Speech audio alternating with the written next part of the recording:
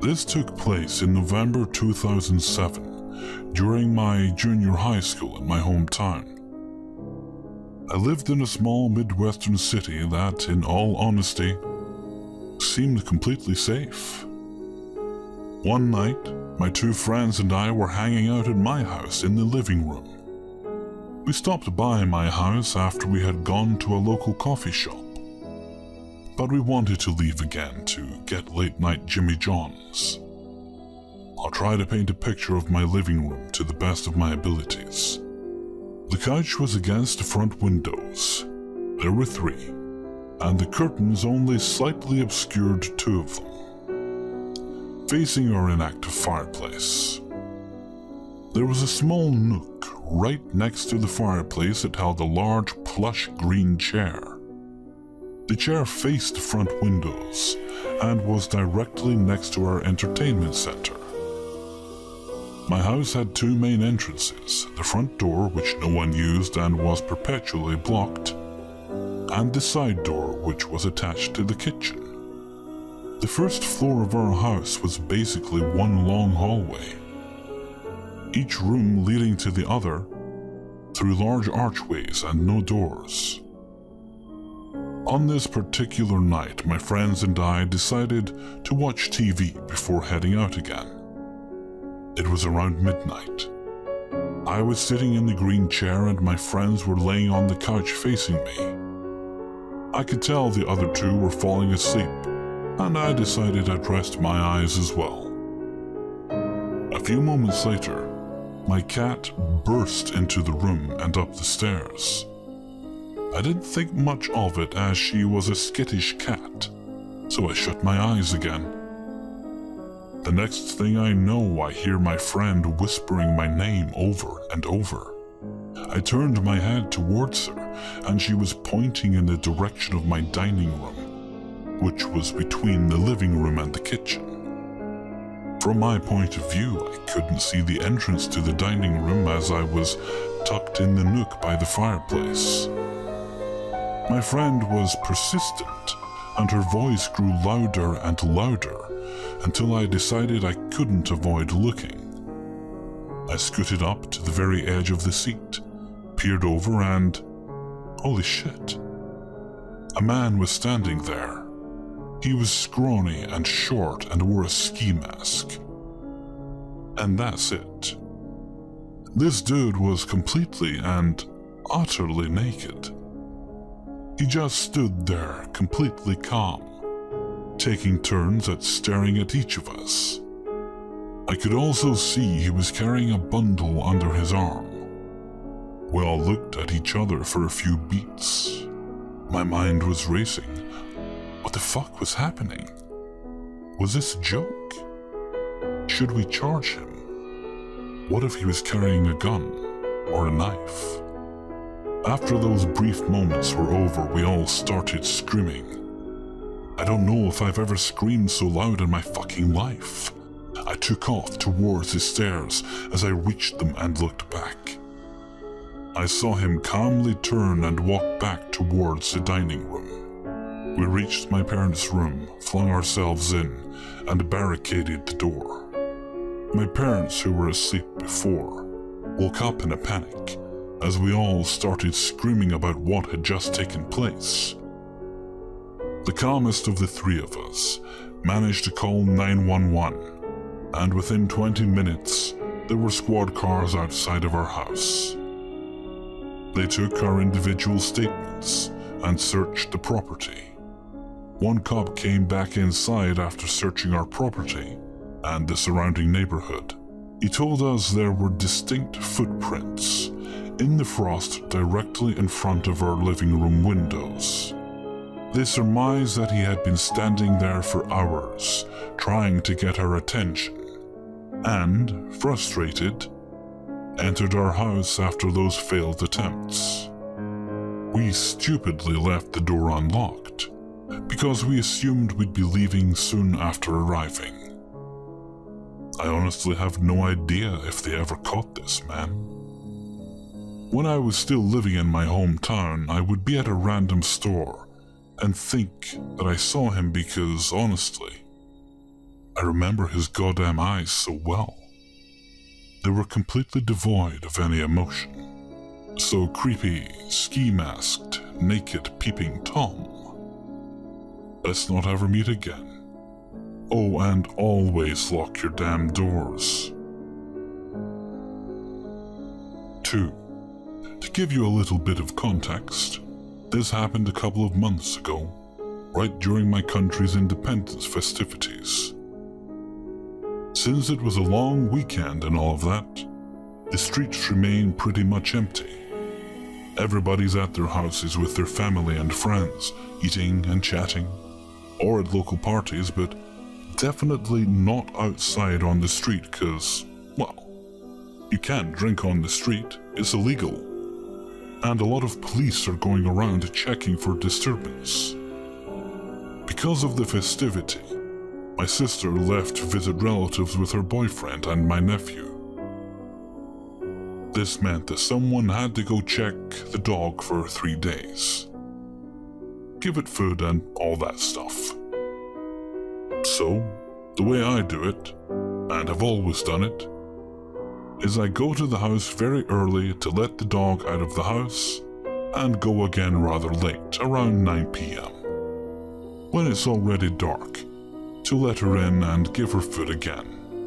A lot of cats live around, so I can't leave the dog door open, or else they come in and pee on everything. So anyway, it was around 8:30 p.m. when I decided it was around time I checked on her. The sun was still up, so I put on a coat and started walking, since it's pretty close to my house and right in the middle of the highway. I do all I had to do, pet her a little bit, and leave about an hour later. Stand at the bus stop, a couple meters away from my sis's house, and wait for any bus, since all the buses that pass through her house are good for me. Try to call Dad and tell him I was on the way back. And waiting for the bus, he told me to take the bus since it gets pretty dark, and some people really like driving drunk for whatever reason. And it had died on me again. This is when it starts going down. I leave the dog inside the house, lock the entrance, all that jazz. There are barely any cars, and this is a really busy road.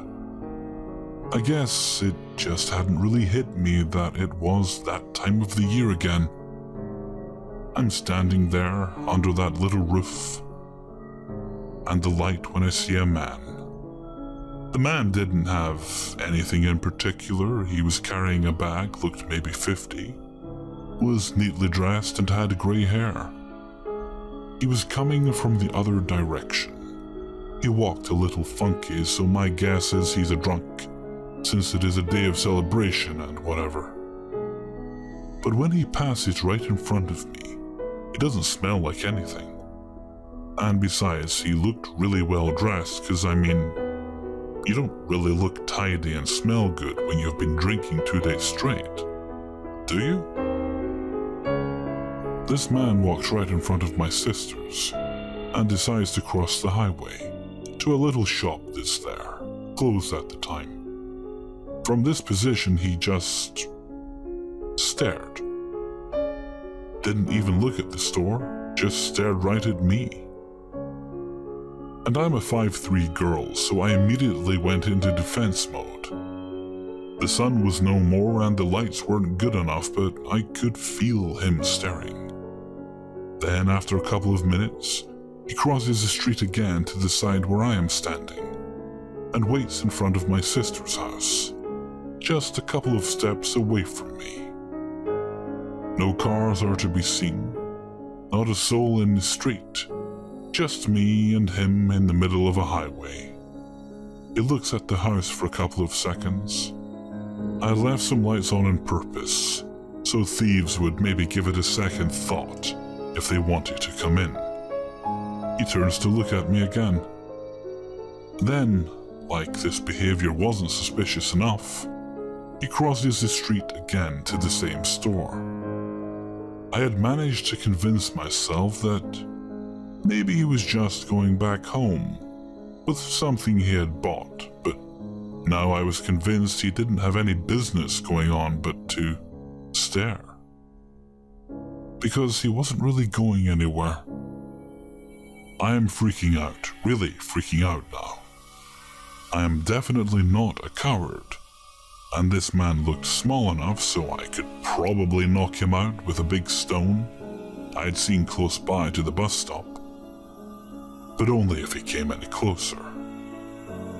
Then another man appears, although this one has clearly been drinking. He stands next to me at the bus stop. He is big and looks rather intimidating. I think, worst case scenario, I run the fuck out and leave these two alone. If this weird dude crossing back and forth tries something shady. Even this slightly out of his senses man seemed to feel a weird vibe. He looked at the man on the other side of the street, then at me, then at him again. Right when the weird old man is trying to come close to me again, a bus comes by. Both the drunk man and I wave our hands vigorously, trying to get it to stop. The bus is so full I doubted a needle would have had enough space. The old man puts his foot on the sidewalk where I'm standing when I get on the bus, but doesn't try to stop it. The drunk man and I look at each other shortly, like he knew and I knew something had almost happened. As the bus starts again, I look out of the window and see the old man. He still stares at me as the bus begins to move rather slowly, since it's packed with people. I thank with all my heart this one drunk man, because even though he would have probably been no help, he made me feel like at least someone would know if something happened to me. I have no idea what this man wanted, but he wanted something, all right. So yeah, let's just not meet, not ever. 3. I moved from South America to the States in 2011. I grew up in a country consumed by violence, and getting mugged, kidnapped, or being victim of house invasion was not uncommon. I always had my senses sharp and was on constant vigilance to avoid becoming another statistic. When the opportunity to move abroad to do graduate school presented itself, I jumped at the chance, packed up my things and started my new life. Being here in the States on my own for the first time, and being my own person was rough. The cultural shock was overwhelming, and I had to slowly adapt. I'd left everything behind, my family, friends, and basically started all over again.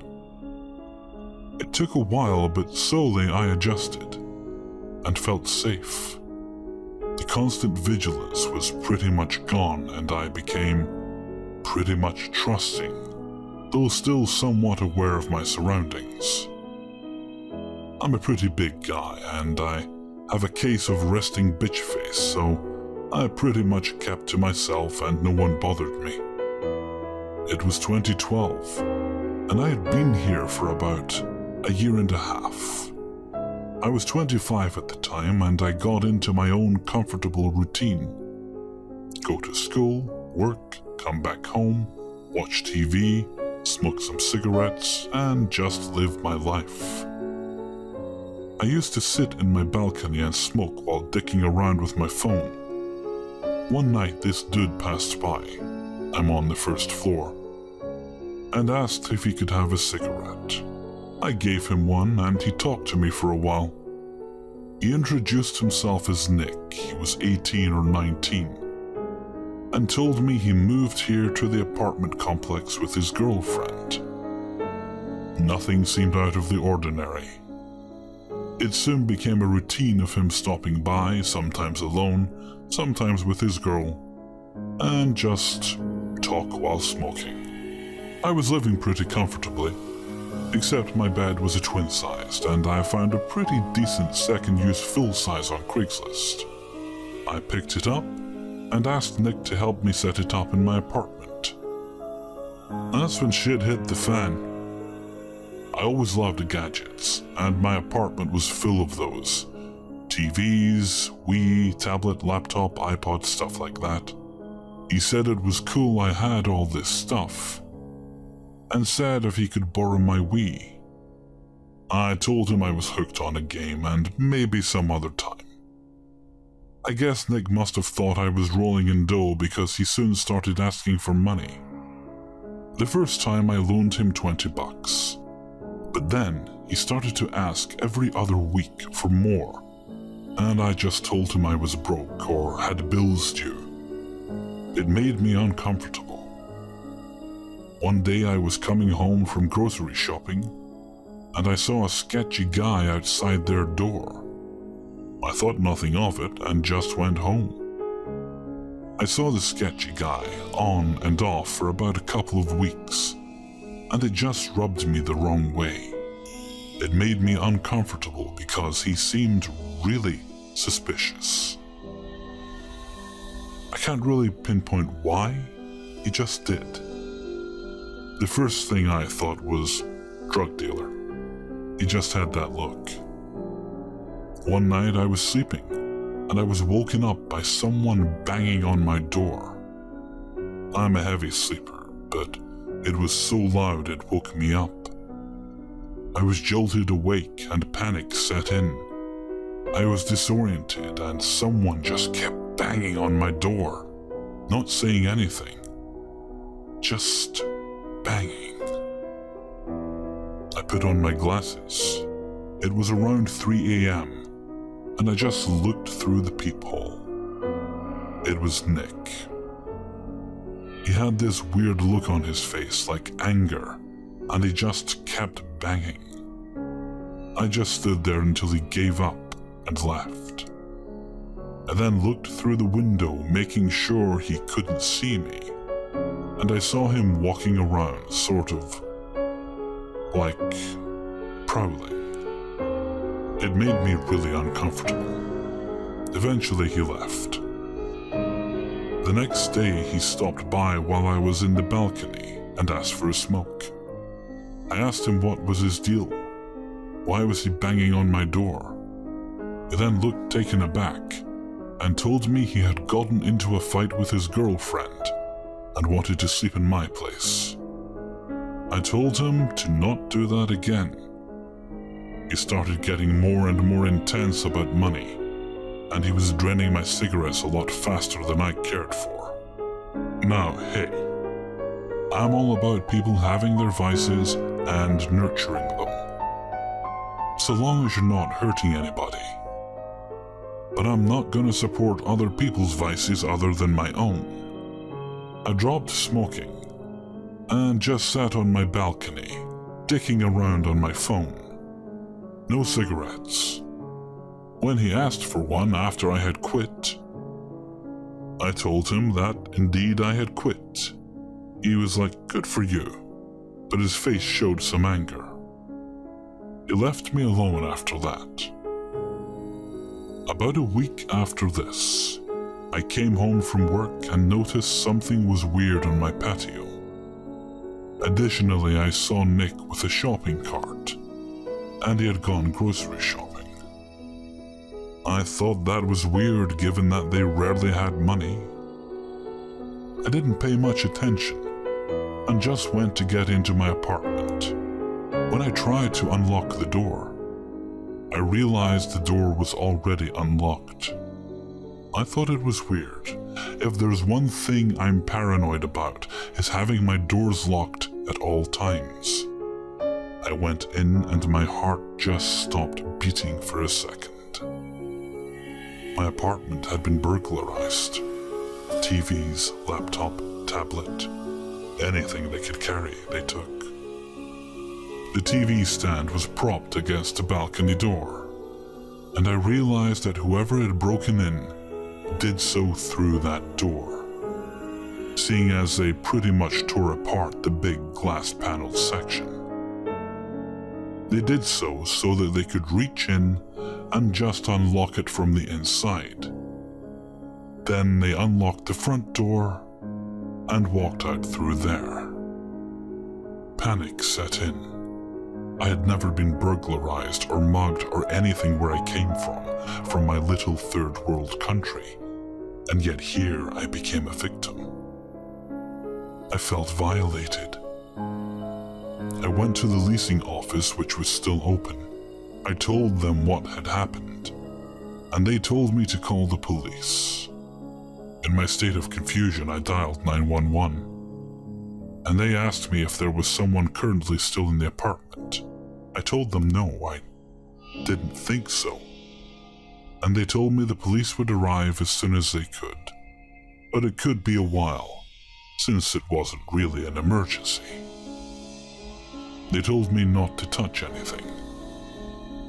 I called my boss and my best friend here. My boss came over and he brought me food, waiting for the police to arrive. My apartment was a mess. All I could think of was how embarrassing, because I hadn't cleaned in a couple of weeks.